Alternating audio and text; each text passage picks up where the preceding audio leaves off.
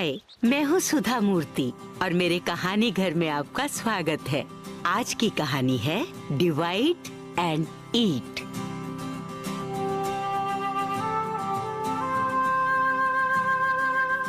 बहुत पुरानी बात है। बहुत दूर एक गांव में रहते थे दो भाई, रमेश और सुरेश।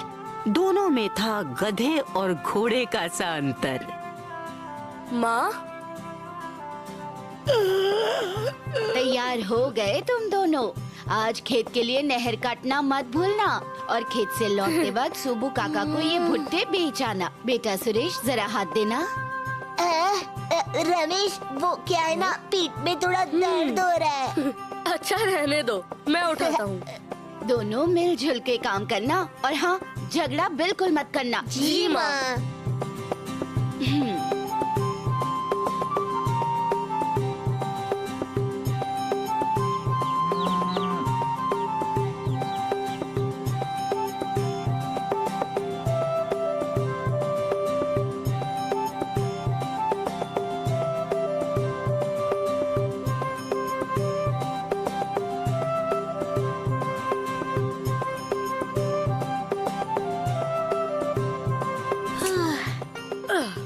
तो काम पर लग जाए। हाँ हाँ, तुम चलो, मैं आता हूँ।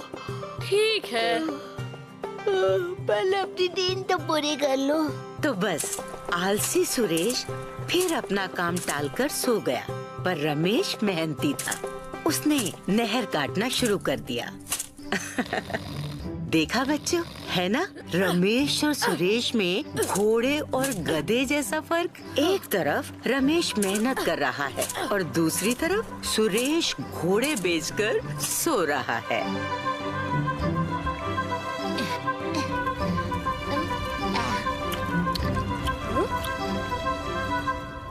तुमने मेरा भुट्टा क्यों नहीं बुना? हाँ, अपना काम खुद किया करो, मुझ पर हुक्म मत चढ़ाओ। अच्छा, तुम्हारे हिस्से की खुदाई भी मैंने की है सुरेश। क्योंकि मैंने कहा था खुदाई करने के लिए। तुम बहुत बड़े कामचोर, आलसी और मतलबी हो। सुधर जाओ। और तुम बहुत बड़े पेटू। मुझे पेटू कहा? हाँ? छोड़ दे मुझे।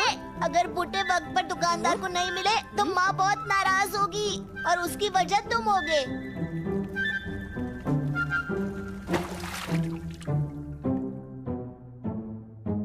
रमेश और सुरेश बाजार के लिए रवाना हो गए।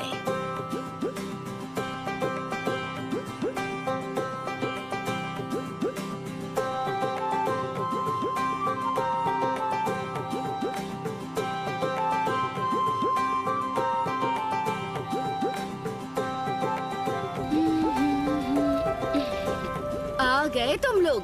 चलो हाथ पैर धो लो और बैठ जाओ। हाँ। पहले आपको पैसे तो दे दे माँ।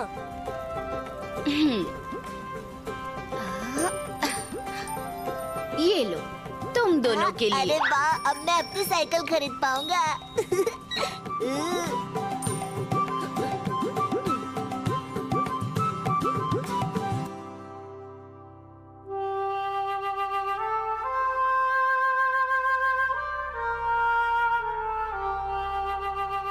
गरीब की मदद करो। ये लीजिए बाबा, मेरी गुल्लक का पैसा आप रख लीजिए। रमेश बेटा, तुम हमेशा मुझे अपने पैसे दे देते हो।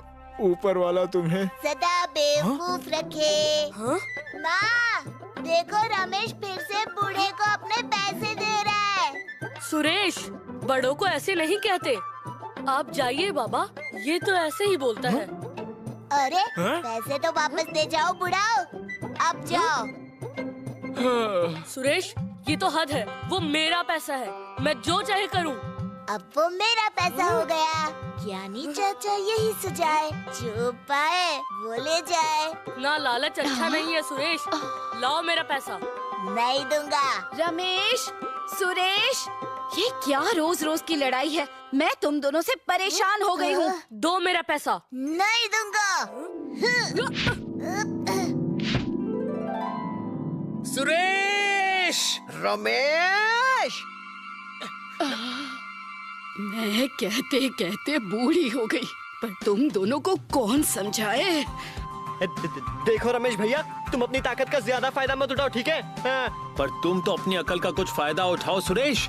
मैंने कितनी बार तुम्हें कहा है कि ज्यादा लालच अच्छा नहीं। तुम अगर प्यार से कहते तो मैं अपना पैसा तुम्हें यूं ही दे देता। वो तो मेरा ही है, तुम क्या दोगे? ज्ञानी चाचा यही सुझाए, जो पाए वो ले जाए।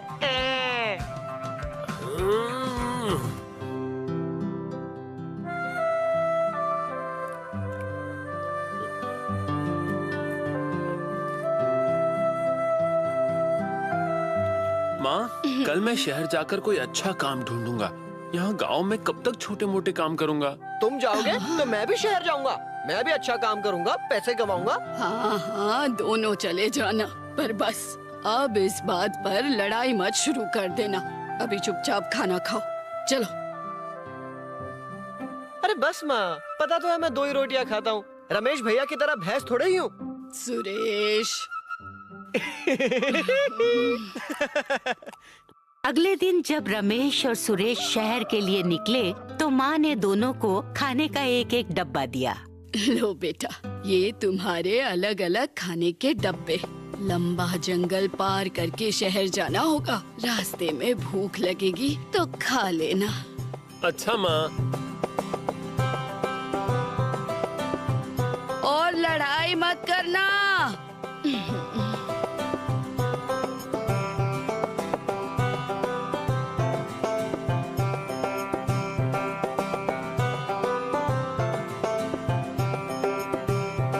कहा था शाम को घर से निकलेंगे, पर नहीं, तुमको तो दिन में निकलना था। अब देखो कितनी गर्मी लग रही है। मेरी मानोगे तो छोटे बन जाओगे ना। अरे शाम को निकलते तो जंगल में ही रात हो जाती। गर्मी झेलना जंगली जानवरों को झेलने से कहीं ज्यादा अच्छा है। ये लो, पसीना पोंछ लो। अब ये गमछा मेरा। ज्ञानी चाचा यही सुझाए, जो पाए वो ले जाए। इतनी आसानी से तुम्हें मैं अपना गमछा नहीं लेने दूंगा।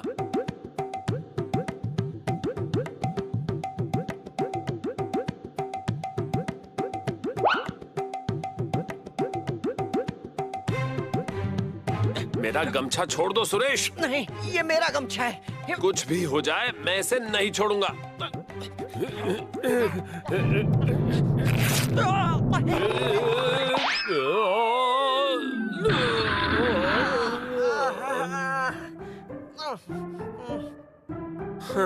लो, ये फटा हुआ गमछा तुम ही रखो। अब ये मेरे किसी काम का नहीं। एक तो मेरा गमछा फाड़ दिया और अब ऊपर से महान बनने की कोशिश कर रहे हो। अच्छा बाबा, ठीक है, अब चले, वरना यहीं रात हो जाएगी।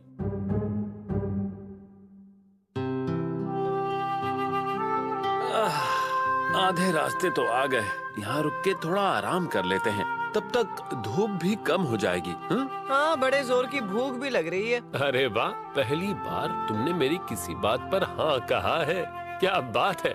चलो हाथ धो के आते हैं, फिर खाएंगे। हाँ भाई, हाँ। अरे फिर से हाँ। अब चलो भी। सच में ऐसा पहली बार ही हुआ था कि रमेश सुरेश किसी बात पर लड़े नहीं। शायद दोनों को ही बहुत भूख लगी थी, इसीलिए।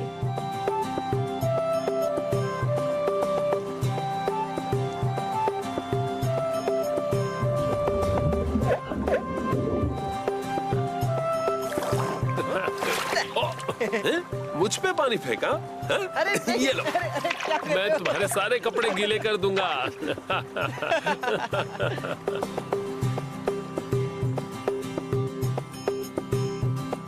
उसी वक्त नदी के दूसरी तरफ से धनीराम नाम का एक व्यापारी वहाँ से गुजर रहा था। बेचारा कड़कती धूप, भूख और प्यास से बहुत परेशान था। पर इस घने जंगल में खाना मिले तो कहाँ मिले।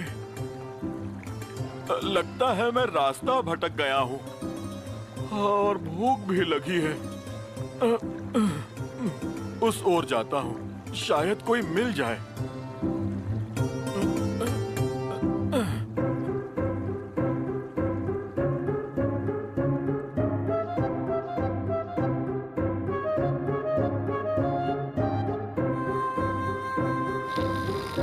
उस राही को भी खाने के लिए बुला लें। क्या पता उसने कुछ खाया होगा या नहीं। अरे नहीं नहीं, मैं अपना खाना किसी के साथ नहीं बांटूंगा। और दयालु राम, तुम ऐसा सोचना भी मत, वरना अभी फिर लड़ाई हो जाएगी हमारी, समझे? आहा, चलो चलो चलो, बहुत भूख लग रही है। अच्छा हुआ माँ ने हमें अलग अलग डब्बे दिए, वरना इस बात पर भी हमारी लड़ाई हो जाती।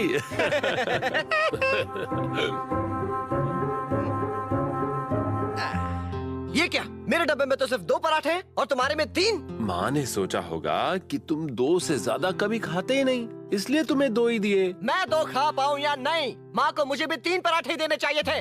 नाराज मत हो सुरेश। नाराज मत हो, नाराज मत हो। हाँ, तुम तो ऐसा ही कहोगे ना। तुम्हें तो माँ ने 3 पराठे जो दिए हैं, तुम भैंस की तरह खाते हो, इसमें मेरी क्या गलती है?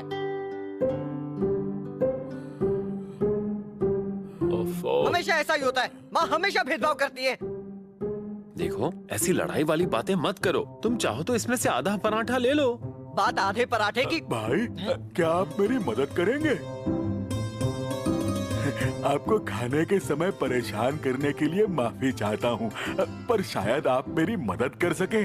हाँ हाँ, बताइए क्या परेशानी है? पर हम क्या ही आपकी मदद कर सकते हैं? आप तो खुद ही अपनी मदद करने के लायक लगते हैं। इन्हें बताने तो दो। मैं धनी राम शहर का व्यापारी हूँ। मैं बहुत देर से यात्रा कर रहा हूँ। बीच में रास्ता भूल गया, तो अब मंजिल तक पहुँचने में बहुत वक्त लग रहा है। मेरा डील डॉल देख के तो आप समझ ही गए होंगे कि मुझे भूख बहुत लगती है। जो खाना लाया था वो तो पहले ही खत्म हो गया। देखो, हम तो अपना खाना आपको नहीं दे सकते, फिर हम क्या खाएंगे? तुम अपना खाना खाओ सुरेश, ठीक है? आप फिक्र मत कीजिए धनीराम जी, आप मेरे डिब्बे में से खा लीजिए। आइए। रमेश? अरे नहीं नहीं भाई साहब, मैं आपका खाना मुफ्त में नहीं मांग रहा। मेरे पास पैसे तो बहुत हैं, पर इस जंगल में कहाँ से खाना खरीदा जाए यही सोच रहा था कि आप दिख गए। आपको खाना खरीदने की कोई जरूरत नहीं। अब आप आराम से मेरे साथ खाना खाइए। मुझे आपके साथ अपना खाना बांटकर खुशी होगी। अरे धनीराम जी पैसे देना चाह रहे हैं तो ले लेने चाहिए ना। देखिए, अगर आप मुझसे अपना खाना बांटेंगे तो मैं आपको उसका दाम जरूर दूंगा। आप इस बात के लिए तैयार होंगे तभी मैं आपके साथ खुशी से खा पाऊंगा, वरना भूखा ही चला जाऊंगा। अरे अरे धनीराम जी, ऐसे कैसे चले जाएंगे आप? मेहमान अगर भूखा चला जाए तो बहुत बड़ा पाप लगता है। चले कोई बात नहीं, अगर आप इतना जोर डाल ही रहे हैं तो हम आपसे पैसे जरूर लेंगे। आइए आइए, आप मेरे साथ बैठिए। अरे अरे, पर आप तो अपना खाना बांटना नहीं चाह रहे थे ना? क्यों नहीं बांटूंगा, हमें लोगों की मदद करनी चाहिए। आप इधर आइए, मेरे साथ बैठिए। आइए ना, आइए। सुरेश, आइए ना, रुको।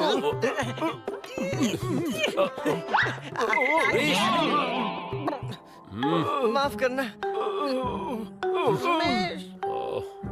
माफ कीजिएगा धनीराम जी, आप हम दोनों के साथ मिल बांट कर खाइए। तो फिर रमेश और सुरेश ने अपने अपने पराठों के 3-3 टुकड़े किए और धनीराम के साथ मिल बांट कर खाया।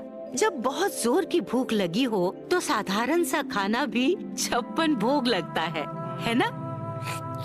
वाह, बहुत ही स्वादिष्ट खाना था।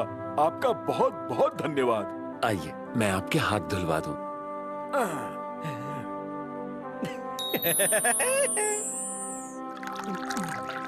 आपने अपना खाना मेरे साथ बांट के मेरी बड़ी मदद की। शहर जाकर अगर आपको किसी भी तरह की कोई भी जरूरत हो तो बेझिझक मेरे घर चले जाइएगा। किसी से भी धनीराम की हवेली पूछ लीजिएगा। मेरे परिवार वाले आपका बहुत ध्यान रखेंगे। अरे वो सब छोड़िए धनीराम जी, और हमारे पैसे निकालिए। हाँ हाँ, क्यों नहीं, माफ कीजिएगा। ये लीजिए आपका और ये आपका। अच्छा, अब मैं चलता हूँ, अभी बहुत लंबा सफर तय करना है। अलविदा। अलविदा धनीराम जी, अपना ख्याल रखिएगा। आप दोनों भी अपना ख्याल रखना।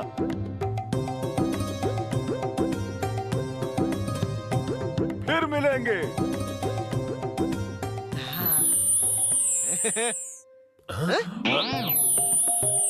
अरे ये क्या नाइंसाफी है? मुझे 2 सिक्के और तुम्हें 3, ऐसा क्यों? हम दोनों ने अपना खाना उसके साथ बांटा ना, फिर मुझे कम सिक्के क्यों? क्योंकि मैंने अपने 3 पराठे उसके साथ बांटे और तुमने 2, शायद इसीलिए। नहीं नहीं नहीं नहीं नहीं नहीं, ये सही बात नहीं है, ये बिल्कुल गलत है। मेरे पास कम पराठे थे, इसमें मेरी क्या गलती है? देखो सुरेश, फिर से लड़ाई मत करो। मैं अपना हक मांग रहा हूँ, हम दोनों को बराबर पैसे मिलने चाहिए बस। अच्छा, अगर तुम्हें इतना ही बुरा लग रहा है तो इस सिक्के का आधा मैं तुम्हें दे दूंगा। खुश? हाँ लाओ दो। अभी मेरे पास छुट्टे नहीं हैं। शहर पहुंचकर इसके छुट्टे करा के आधा आधा बांट लेंगे। नहीं नहीं नहीं नहीं नहीं, ये सब मुझे नहीं चलेगा। मुझे अपना हिस्सा अभी चाहिए, अभी मतलब अभी, बस। अब यहाँ इसका छुट्टा कहाँ मिलेगा सुरेश? वो देखो, उस आदमी से पूछते हैं, उसके पास छुट्टे होंगे। सुरेश, वो सो रहा है। अरे भाई सुनो, उठो। आहा, मैंने सब सुन लिया और सब देख भी लिया। नमस्ते श्रीमान, मैं तुम रमेश और ये तुम्हारा भाई सुरेश है ना? जी हाँ, माफ कीजिए, हमने आपको जगा दिया। जाग तो मैं बहुत देर से रहा हूँ। तुम मुझे खाना खाने के लिए बुलाना चाहते थे ना? सुनिए, क्या आपके पास तुम्हारे सिक्के का छुट्टा है, यही पूछना चाह रहे हो ना? हाँ? मेरे पास छुट्टा तो नहीं है, पर मैं तुम्हें ये जरूर बता सकता हूँ कि तुम्हें 3 सिक्के नहीं मिलने चाहिए।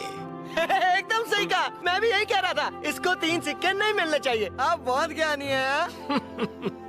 अगर तुम चाहो तो मैं बिल्कुल सही गिनती करके बता सकता हूँ कि किसको कितने सिक्के मिलने चाहिए। बताऊं? हाँ, आप ही बताइए। मैं बता तो दूंगा, पर मेरी एक शर्त है। क्या शर्त? तुम्हें मेरी बात माननी पड़ेगी।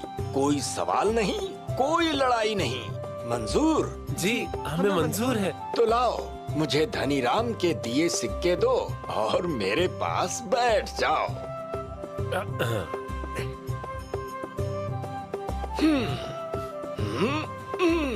ज्ञानी चाचा करता न्याय, जिसका पैसा वो ही पाए। ये ज्ञानी चाचा है क्या?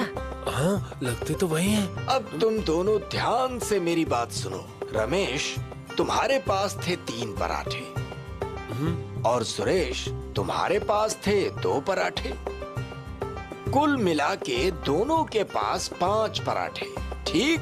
बिल्कुल ठीक। जब धनीराम तुम्हारे साथ खाने बैठा तो तुम 3 लोग हो गए।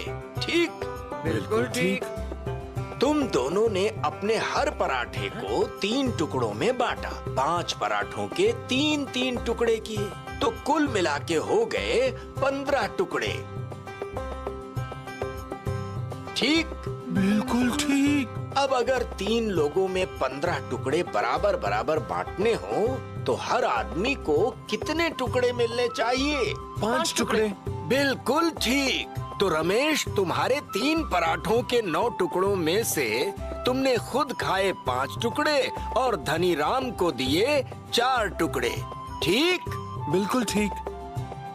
और सुरेश, तुम्हारे 2 पराठों के 6 टुकड़ों में से तुमने खुद खाए 5 टुकड़े और धनीराम को दिया सिर्फ 1। ठीक? ठीक। तो इस तरह धनीराम को रमेश ने 4 टुकड़े दिए और तुमने सिर्फ 1।